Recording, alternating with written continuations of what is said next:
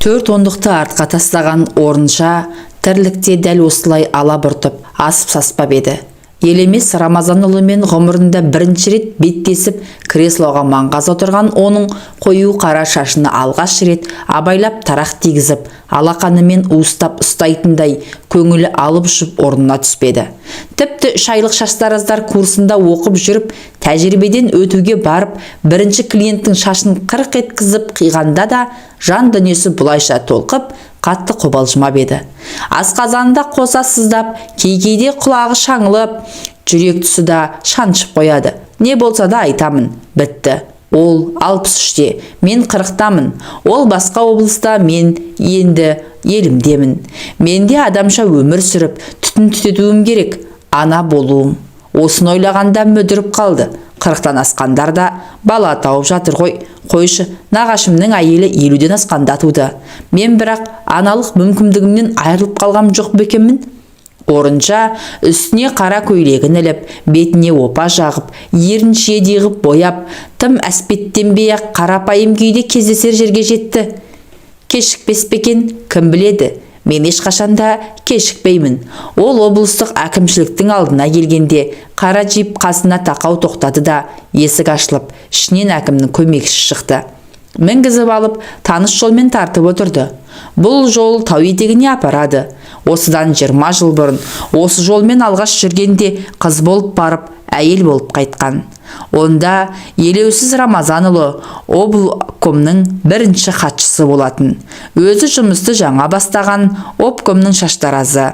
Бірақ рет шашын алдырып, сақал мұртын бастырған адамның қонаққа шақырғанына қатты таңғалды. Бәлкім сақал шашын алатын болармын дегенде. Бірақ онда ескерту болмады. Құрал саймансыз қырқол шықты. Тау етегіндегі саяжай дегені даңғарадай 2 қабатты үй екен. Бірінші қабаты кеңсе сипатты мәселе шешетін орында, екіншісі жатын орын, душ бөлмесі, кино залы секілді этикалық мәні бар құндылықтар. Бірден екінші қабатқа көтерілді.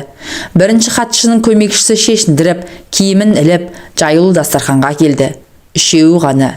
Шайды де көмекшісі дайындап, даяршыдан бетер зыр қағып жүр. Сып-сидам жігіт еркек басымен әйелдің тірлігін майысып мінсіз атқарады екен.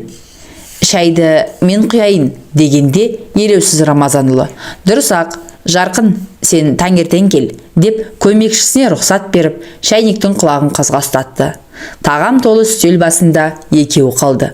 Дастарханда құс үстінен басқаның бәрі бар.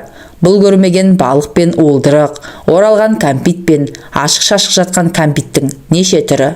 Қызыл гүл мен жасыл жапырақтың бейнесі өрнеленген тіске жұмсақ топ-томпақ торт. Құйған шайың тәтті екен, деді обком басшысы кішкентай баладай тіл шығара сөйлеп. Маңдайым тершіп қоя берді ғой, мә өзіңе, деп күміс тостағанға бірінің үстіне бір өрмелеп шығып жатқан шоколад кәмпиттердің қабағын аршып ұсынды. Шайды енді мен құяйын, сен қонақсың ғой, деп түрегеліп, орын ауыстырып төрге оздырды. 20-дан енді асқан балаң бойжеткен ләм деген жоқ. Бұрын 1-2 рет көрген кісінің қарапайымдылығына тәнті болды. Шай құйғанда қолы дірілдемеді. Шайнектің тұтқасын ұстау, қайшы мен тарақ ұстаудан да қиын емес. Депутат, орталық комитеттің мүшесі, делегат секілді биік мәртебелі адамның шашын алып, сақал мұртын басу ептілікті қажет етсе, ыбыстық шайнектің иіліп келген тұтқасы қолға икемдақ. Бұған еш қиналмады, асып саспады. Қол күші де жетіп жатты. Тек бір таңғалғаны, 7 күнде өзін неге шақырды екен? Көмекшісі қазір жұмысқа кел деп үйіне телефон шалды. Келген бетте осылай қарай алды да шапты. Мен сенің қолыңды бірден ұнаттым. Қолың сондай жеңіл екен. Соны байқауда бірінші орынға 2 адам таластыңдар. Біреуі бір кексе неміс әйел. Мен бізге өз ұлтымыздан болғаны керек. Қазақ қыздарын этикалық кәсіпке баулу керек. Бірінші орында осы орынша Қамысбаеваға деп отырып алдым. Рахмет, деді баяу ғана. Енді іш мен құйған шайдан. Ой құдай-ай, маған обкомның бірінші хатшысы өз қолымен шай құйып беріп отырма деп орынша өз көзіне өз сенбей шайдан бір тұттарды. Өңім бе, түсім бе? Сені біраз іздедім. Қалалық автовокзалда істеп жүр екенсің. Шұғыл алдырыңдар. Обкомның шаштаразы өзіміздің қарагөз болу керек, дедім. Елеусіз Рамазанұлының айтқанының бәрі рас. 3 айлық курсты бітіріп, байқауда 1-ші орын алып, қалалық автовокзалға шаштараз болып орналасқан. Бір күні қалалық тұрмыс қажетін өтеу комбинатының директоры шұғыл шақырып ап, обкомға ертіп кеп, іс басқарушымен жүздестірді. Ол шаштараз бөлмесіне бастап келді. Таныстырды. Өзінің дұрыс киініп жүру керектігін, жұмысқа ешқашан кешікпеуін, кейтінде де келіп қалатын кездері болатынын, обкомның бюро мүшелері мен бөлім меңгерушілерінің және олардың көмекшілерінің сақал шашын алатынын тәпіштеп түсіндірді. Қолына бірінші кезекте деп бір тәпішке ақша ұстатты. Бұл 300 сом екен. Ертең бірінші келіп, сақал шаш алдырады. Ол кісі Мәскеуге жол жүреді. Съезге делегат. Өте ұқыпты бол, деді. Кешкі 6-дан кейін 2 сағат күтті. Қарны ашып, асқазаны шырылдады. Дәмхана жабық. Көшеге шығып келуге тіпті болмайды. Көмекшісі: ешқайда кетпе. Елеусіз Рамазанұлы сақал шашын алдырады. Ертең жол жүреді, деп тағы да бір ескертіп, телефон соқты.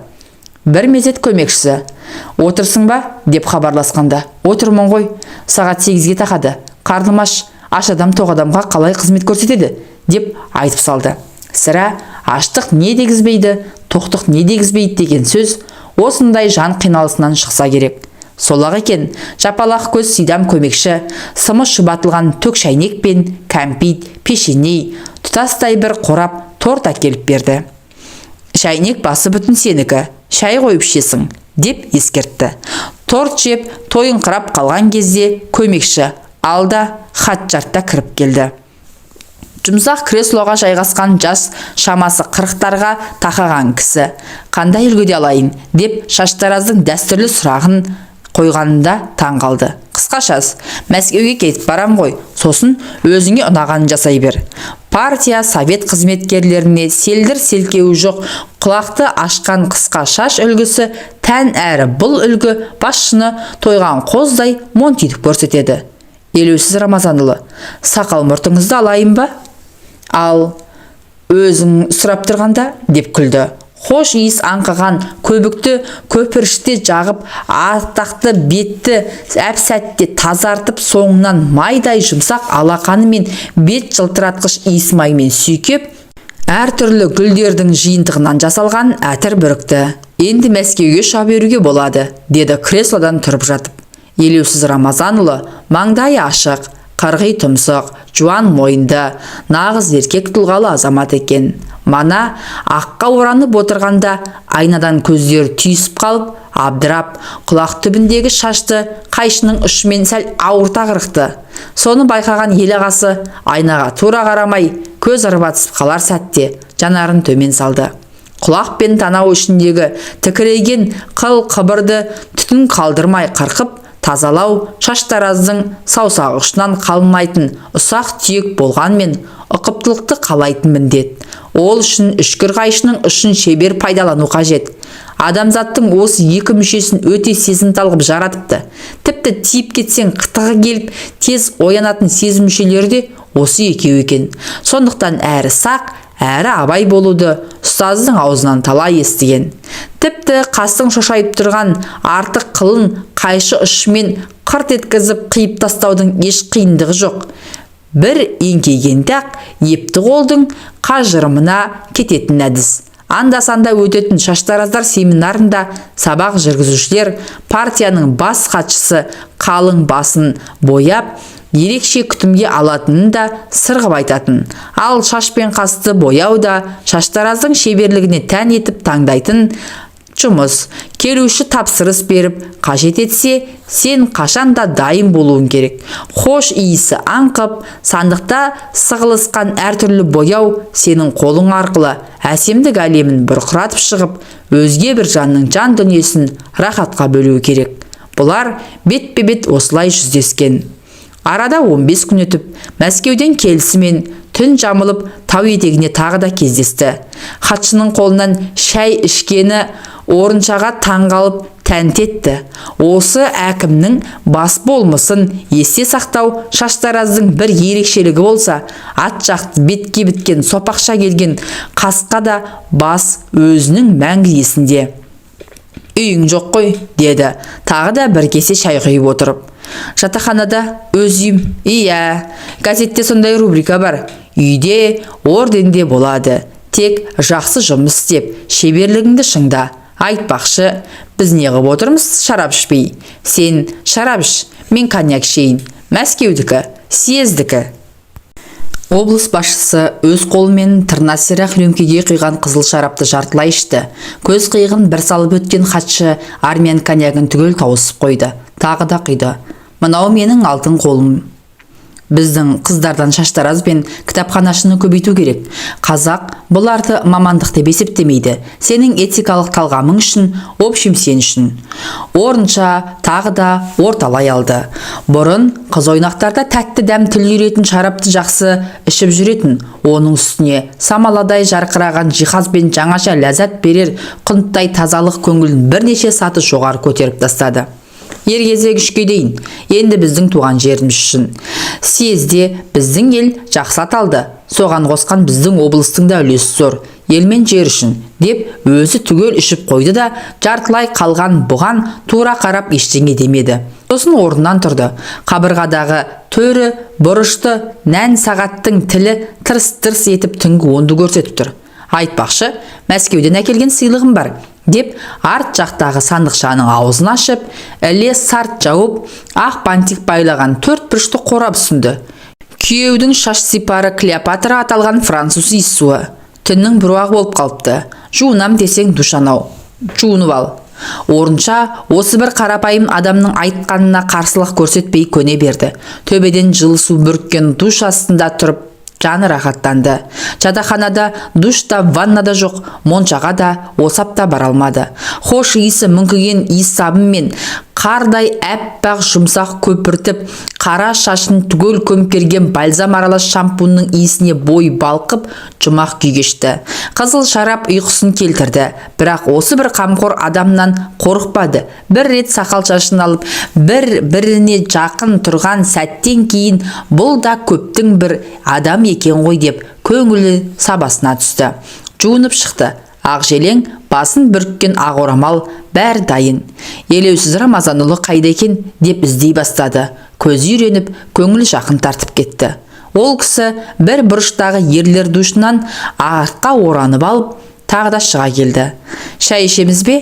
Деді, күлімдей қарап. Күлімсірегені сондай мейірімді. Өзі де өте әдемі кісі ғой. Менің ұйқым келіп тұр, деген сөз аузынан қалай шығып кетті, бұл да байқамады. Бір жағынан үйіме жеткізіп салар мекен деп ойласа, бір жағынан мына даңғарадай кең сарайдан шыққысы келмей қалды. Қазір ұйықтаймыз. Сенің орның анау жер, деп іркелес бөлмедегі екі адамдық кереуетке алып келді. Ұйықтай бер. Көз ілініп кеткен екен. Елеусіз Рамазанұлы төніп келіп, әй-шәй жоқ көрпені серпіп ашып, қасына қонжия кетті. Маңдайынан мұрнынан сүйіп, тамағынан иіскеп, ұшы түртиіп тұрған қос алмасына тілін тигізіп, тамсана сорғанда қыз ыңырсып, есінен айырылып, жаным де жайлы бір дауыс саяжайды жайлап кетті. Ерін емшек ұшына алғанда, мұныңыз дұрыс емес, деді, тісі-тісіне тимей қалшылдап. Бәрі дұрыс болады. Бәрі дұрыс. Еңгезерде еркектің салмағы езіп жібере жаздады. Жаншылып, жан ұшырған 20-дағы шаштараз қыз 40-дағы қырқалжаң ел ағасының астында шыңғырып жатып, анасын көмекке шақырды. Оған тық-тық еткен қабырғадағы 4 бұрыш сағат, терезедегі желкемнен желп-желп еткен қызғылт перде, душ бөлмесіндегі тырс-тырс тамған тамшы куә. Орынша осы жолмен алғаш жүрген қыз болып келіп, әйел болып қайтып еді. Енді бұл соңғы жүруім деп қаймыжықтай ернін қайта-қайта ызалана тістенгенмен көкіректегі айтар сөзімді қалай жеткізсем екен деп қанша қайсар болса да кәрі қыз қалшылдап, дірілдеп қорқып келеді. 20 жыл дегеннің бір жігіттің жылқының басын бұрап жығар ғұмыры, ата-анасы әлпештеген бір қыздың омырауы шығып, оң жақтан сол жаққа аттап, екі босағаның берекесін кіргізіп, бақытқа кенелтер кезеңі. Орынша ойлап отырса, осы жолмен алғаш келгенде көкірегі шешек атқан балаң бойжеткен еді. Қазір омырауы былқсылық еткен 40-тағы кексе әйел болды. Бірақ бала емізе алмады. Жасанды жолмен түсік тастап, елеусіз Рамазанұлының көңілін тапты. Омырауына еңбектегі ерлігі үшін медалін, еңбек қызыл ту орденін тақты. Ең есте қалғаны Мәскеуде өткен тұрмыс қажетін өтеу қызметкерлерінің құрылтайында бала емізбеген омырауға еліміздің ең жоғарғы марапаты Ленин орденін тағып қайтты. Бұл шықпаған газет, бұл шықпаған журнал қалмады. Мәскеуден жарық көтерген Советская женщина журналының сыртқы мұқабасы да өзіне арналды. Бірақ мен нағыз әйел болмадым деген ой осы жолмен соңғы келе жатқанда жанын мүжи берді. Әйелдің бақыты жар сүю, бала сүю емес пе? Менің обком аппаратының сақал шашын алып біреуінің көңіліне қараумен өткен өмірім кімге дәрі? Жастардың алдына шығып, салауатты өмір салтын айтамын деп ақыл тағы да тағысын айта бердім. Молданың айтқанын істе, істегенін істеме дегеннің дәл өзі. Мамандығым кәсібім шаштараз болғанмен, әйелдік парызым соның көлеңкесінде аяқталмай қалды ғой. Бүгін осының бәрін аузым барып елекеңе айта алар ма екенмін? Қолым батыл, аузым қорқақ сорлымын ғой. Джип сол баяғы қосқабатты үйдің жанына кеп тоқтады. Қысқа төбесінде сүңгі мұз қатқан, жазда шешек атып, жұпар шашып, жан сарайыңды кеңіретер зәулім сарайдың алдында қызыл сары гүлдер жайқалып өсіп тұр. Елекең де келген шығар. Сол ғой шақыртқан. Әншейінде жүгіріп жүрер көмекшілер зым-зия жоқ. Мәшине әкелінді де гүр етіп келген ізімен жүріп кетті. Орынша бірден екінші қабатқа көтерілді. Әбден көз үйреніп, өз босағасындай болып кеткен үйдің есігін еркін ашты. Елеусіз Рамазанұлы болса, баяғы көк креслода қозғалмастан отыр. Келуіңмен қарындас, деді. Жүзі сынық, бұрынғыдай алып ұшып тұрған жоқ. Сіздің де келуіңізбен Елеке, деді. Әуелгі елеусіз Рамазанұлы еді. Төсек табыстырғаннан кейін ағай деді.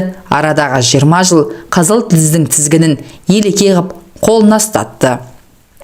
Сол баяғы ақ дастархан жайылған жылтыр үстел, ең алғаш келген жолдағыдай ақ шайнек, күміс тостағанда бірінің үстіне бірі өрмелеген кәмпиттің неше түрі. Сырт киімін шешті де, қолын жуып, бірден үстел басына жайғасты. Ашпын, жұмыстан шықтым. Бұл сөз де 20 жылдың аузынан шығарған сөз еді. Ойын өз сенген еркек кіндікке еркін айтатын дәрежеге жеткенмен, негізгі ойы тіл ұшынан қалай шығып, қалай төгілдірер екенмін деп сәл шөгіп, самайы бурыл тарта бастаған еңгезердей кісіге көз астымен суық қарап қойды. Бәрі бір күнгідей өте шықты. Отставкаға кетемін, пайғамбар жасына жеттің, дейді ғой жоғардағылар, деді Елекең. Дұрыс, жеткеніңіз рас, деп шыққан тегі шаруаның қызы айтар сөзін айтқанмен бөгежектеп төмен қарап қалды. Сонда, сен үшін де дұрыс болып тұрма? Деп елеусіздің даусы қатты шығып, көкірегі дүрсілдеп, өзде екпінмен креслодан пышақ іле көтеріп кетті. Мойнын қылқындыра байлаған галстугының бір шетіндегі жүрек шіркін дүрс-дүрс соғып, оң қолымен қабырғабаудан босатқан қожайындай галстугын жаймен босатып, ақ көйлегінің үстіңгі түймесін ағытты. 20 жылда саған бәрін жасадым. Медаль, орден, Ленин ордені. Ауыстырып жібермегенде геройда болатын едің. Ақ кірпіштен соққан үйің қандай. Сол үй үшін мен ескерту алғанмын. Осының бәрі бір күні айтылады-ау деп күтуші едім. Бәрін күтіп жүр екенсің ғой. Вот какая. Елеке, мен де 40-қа келдім ғой. 20 жыл қасыңызда жүрдім. Жаман жүрген жоқсың, басқа жұрт бұлай жүргізбейді. Жалт етесің де жоқ боласың. Орынша жалт қарағанда ашаң әйелдің кең маңдайы тарылып, ұзын кірпіктері қысылып, құс мұрны пұшық мұрынға айналып, бүкіл бет әлпеті бұзылып, құбыжыққа айналып бара жатқандай көрінді. Қайта басын көтерген жоқ. Өзін илеуіне көндірген еркектің мысы басып кетті. Бұрын бір қарағанда үн-түнсіз бәрін түсініп, ығына жығылып, ыңғайына көне беретін. Ол болса, сақал шашын алып болғасын, жұмсақ креслода отырып, күректі алақанын мұның сәм шаршаңқы нәзік саусақтарының үстіне қойып, рахмет, ақшаңды үкімет төлейді, деп орнынан тұрып жүре беретін. Бұл екеуі ара көрісіп жүрген 20 жылдағы сезім қылының қоғамдық орындарда дірілдей шертілу еді. Неге үндемейсің? Менің де сізге айтарым бар. Не айтасың? Тұрмысқа шығам. Кімге? Журналистке. Жалаң аяқ журналистке ме? Өзің де сөзге құмар едің. Жалаң аяқтар көбейген заманда жалаң аяққа шығып жетісерсің. Не? Менен жалықтың ба? Елеусіз кібіртіктеді. Тағы да бір түймесін ағытып, галстугын төмен тартты. Сәні кетіп салбыраған қап-қара шүберек қозғалып, шалқайса көкірегіне жабысып, жанына серік жалғыз өзі болып тұрғандай. Менен жалықтың ба? Кететін күнімді алдын ала есептеп жүр екенсің. Әкімшілік информацияның ошағы ғой. Бұрыннан айта алмай жүргенмін. Бұрыннан сонымен сыбайлас бедің? Мен білмеппін ғой. Білгенде сыбайлас жемқорлықпен күресетін комитетке айтар едім. Мен жемқор емеспін. Сен де обкомнан аларыңды алған жоқсың. Ол жалт қарағанда сұлу әйелдің өң жүзі тағы да құбыжық кейіпке түсіп, бұзылып бара жатты. Жарайды, суға түсіп алайық. Душқа түс. Ой Аллай, осыдан 20 жыл бұрынғы сөзін тағы да қайталады. Бірақ онда душқа түсіп ал деп жұмсақ рәуішпен сөйлеп еді. Бүгінгі мәнерінде ызаның ызғары, өшпенділіктің салқындығы бар. Қызмет қолдың кірі екенін осылар ойламайды екен ғой. Тағынан түскен күні қалшылдап шыға келеді. Ол сартылдатып суды ағызып жатқанда бұл тұсқа шықты да қою түнге малынып, әй сәулесі ғана сұлу бейнесін аспаннан тамашалап тұрған гүлдердің арасымен өтіп, кең қақпаны қиналашып келген жолына түсті. Бұл жолы жаяу қайтты. Қаладан 10 шақырымдай жолға табан ізін қалдырып, жүрегі өрекпіп жалғыз кетті. Артынан келер, қол көтерер көлік жоқ. Бұл бір өмірден бөлініп алған бейсеуіт жол. Бұл жолмен тек облыстың бірінші басшысының ғана көлігі жүреді. 10 шақырым тек қара табанның қажырында ғана қалған орынша мұны біледі. Оны тұрмысқа шықпақшы жігіті Тұрматтың бейнесі алға жетелеп келеді. Бүгін хабарласам деп еді, іздеп жатқан шығар. Онымен танысқалда 1 жыл болыпты. Шаштараздардың облыстық байқауында екеуі әзіл қазы болып бірге отырған. Облыстық газетте істейтін журналистің аты жөнін сырттай білетін. Ол да Ленин ордені Шаштараздың атына сырттай қанық. Екеуі осы кәсіптің қыр-сырын халыққа айтып жеткізуші. Тұрмат тіпті Шаштараздар тарихынан жетік. Бұл білмейтін жәйттерді біледі. Мәселен, 1 Петр өзінің шашын өзі алған, монархтардың сақалын қырыққан, сөйтіп Ресейге мәдениет пен сыпайылықты алып келген. Біздің бүгінгілер ақ көбікке бетін малып, сақалымды ал деп шіреніп отырғанға мәз деп, оның әр сөзін есіне түсірген сайын ай астындағы адымы ашыла берді. Елекең душтан шықтым екен. Ол кісі ұзақ шомылады. Сосын мен іздейді. Қалаға звондар, кімге звондайды? Бұнда қазір оның сөзі жүрмейді. Бұрын басқа қаладан ұрын келгенде, менің келгенімді ешкім білмеуге тиіс деп, өзіне де бұған да қатаң қырағы талап қоятын. Мұның аузының беріктігіне сенеді. 20 жылда иненің жасауындай із қалдырған жоқпын деп ойлайды ғой ол өзін. Ал орыншаның Елекең білмейтін бір сыры бар. Ол басқа облысқа ауысып кеткесін, Мәскеуден обкомға шұғыл тексерумен бір инспектор келген. Түн жамылып тәтті ұйқы құшағында жатқанда телефон шырылы оятты. Сосын қоян жүрек көмекшінің бірі үйіне кеп, сізді бірінші іздеп жатыр, деді. Тез-тез деп қалш-қалш етеді. Киініп шықты. Сөйтсе, бір күн бұрын сақалын қырғызған мәскеулік қонақ қызып отырып, обкомның Шаштаразы қандай әдемі деп тамсанып есіне түсіріпті. Сол сөз аузынан шығуы мұң екен, сізбен бірге қасыңызда отырса қалай қарайсыз деп құрақ ұшып 1 хатшы. Қарсы емеспін деген бір ауыз сөзден кейін көмекшісі обкомның ақ кірпіштен соғылған ақшаңдақ үйіне қарай құстай ұшып, өзін көптен жүрмеген кәнігі жолмен саяжайға жеткізді. Қонақ көзіне ұйқы тығылып, әлсін-әлсін езуін керіп, еснеген кезде 1 хатшы: біз қозғалайық деп Мәскеуліктен рұқсат сұрады. Сіз демалыңыз, Шаштараз қажет болса, қасыңызда қалады. Ол шығып бара жатқанда оңаша шақырып ап: «Не тастап бара жатқанымды білесің», деді қабағын түйіп. «Ертең сөз көбейіп жүрмесін». Мәскеулік инспектор душқа түс деп те айтпады. Бірден бас салды. Тілге келтірмей, не болғанын өзі білмей, отанымыздың жүрегінен келген тергеушінің зілдей салмағының астында таң атқанша жаншылды. Ертегіне жұмысқа бармады. Әуелі шаштараздың келмей қалғанын арнайы біліп, сосын қонақтардың кешкісіне сүйсініп, әуелі өзіне өзі, сосын өзінің алдындағы елемес Рамазанұлының мәрттігіне қатты риза болды. Шаштаразын бірге алып жүретін қолбасылар болған, қазір сондай хатшылар бар. Елекең мәрт, тіпті жомарт екен. Әйтпесе өзі тәрбиелеген мынадай Анжеликаны көзі қиып тастап кету дегенің. Хатшының алғысы да, құпиясы да ішінде қалды. Осылай ұлттар достығына бізде үлесімізді қосқанбыз. Елекеңе осының бәрін ескерткенде не істер еді? Мәскеулікке аузын ашалар ма еді? Қайдан шықсын ондай ерлік? Оның алдында сілейіп отырғаннан басқа не бітіреді дейсің? Көп болса өзінің орнына келген хатшыны сыртынан сілейтіп бір боқтар. Бұлардың жігіттігі бір сәтте жуылып кетеді ғой. Ол ай қараңғылық астында ерін қайта-қайта тістелеп, қайырылмай кеткен жастығын қия алмағандай, ішін ыза кернеп, даңғыл жолдан иіліп басталған жалғыз аяқ соқпаққа қарай бұрылды. Елекең іздесе таба алмай қалсын. Бұл соқпақта қалаға апарады. Оны Тұрматтың сүйкімді бейнесі алға қарай жетеледі. Қаншама рет телефон соққан шығар. Екеуі ара көк әңгімеден кейін бір күні газеттен басқаға бақыт сыйлаған деген очеркті көрді.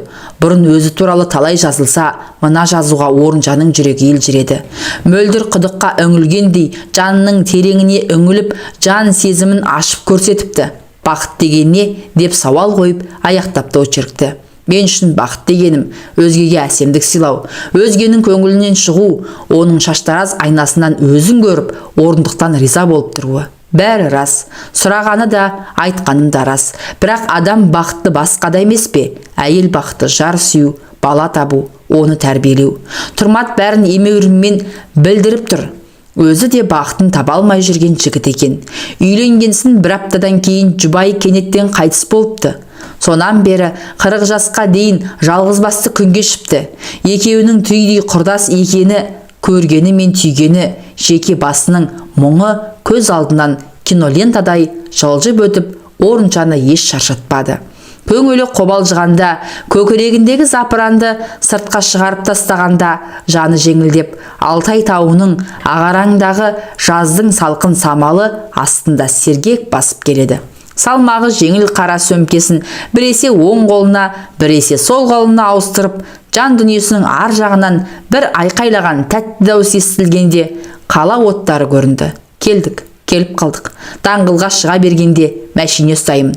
Елекең енді мені таппайтын шығар. Бәрі де түсінікті болды ғой. Жалғыз соқпақ даңғыл жолға тірелді. Мәшине өте қалса, қол көтеруге дайындалып, оң қолын босатып, сөмкесін соң қолының қарасына ілді. Тұрматтың даусы құлағына келеді. Сен қайда жүрсің ей? Түнделетіп қыдырып кетіпсің ғой, дейді. Алғаш кафеге шақырғанда даяршы жігіт тамақты алдарына әкеп қойған кезде, Сталин қанша патша болса да керсендегі тамақты өзі құйып ішкен деп айттым ба өзім, мен де өзім құйып ішемін деп мәз болған. Бұл болса аяқ астынан сілесіп, оқтау жұтқан адамдай қиқая қалды.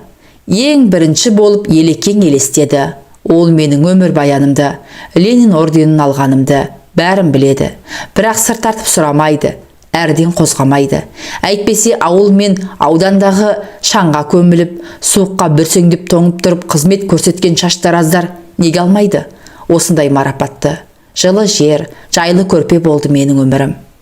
Неге мұңайып қалдың? Деді. Өзі өте сезімтал. Мұңая берме, өмір алда. Бақытты сәттерінің бәрі алдыңда. Адамның өңірі түгелімен бақытты болмайды. Оның бақытты сәттері болады. Биылдан қалдырмай үйленбекші. Күздің алғашқы айларында той өткізбекші болып келіскен. Олар бір бөлмелі пәтерде тұрады. Оны өткізіп, не сатып, менің үйіме келеді. Ақ шағаладай ақбоз үй тұрғанда бір бөлмеге тығылып, сол үйге адам толтыра алмай жүрмін бе? Даңғыл жолмен Жигули зулап келеді. Қол көтеріп еді, тоқтай қалды. Орталыққа.